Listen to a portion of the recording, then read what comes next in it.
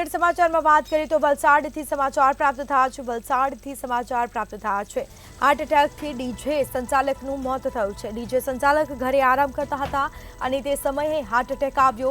રાકેશ નગરકરને સારવાર માટે હોસ્પિટલ લઈ જવામાં આવ્યા, પરંતુ હોસ્પિટલમાં તબીબોએ તેમને મૃત જાહેર કર્યા. સમાચાર સામે આવ્યા છે. વલસાડમાં હાર્ટ એટેકથી ડીજે સંચાલકનું મોત થયું છે. દિવસે ને દિવસે હાર્ટ એટેકમાં એક ચિંતાજનક વધારો થઈ રહ્યો છે. ડીજે સંચાલક ઘરે આરામ કરતા હતા અને તે સમયે અચાનક છાતીમાં દુખાવો થયો. તેઓને સારવાર માટે હોસ્પિટલ લઈ ગયા, પરંતુ હોસ્પિટલમાં તબીબોએ તેમને મૃત જાહેર કર્યા. તો ડીજે સંચાલક ઘરે આરામ કરતા હતા અને તે સમયે આ ઘટના બની, જે બાદ તેઓને સારવાર અર્થે હોસ્પિટલ લઈ જવામાં આવ્યા, પરંતુ હાજર પરના તબીબોએ તેમને મૃત જાહેર કર્યા.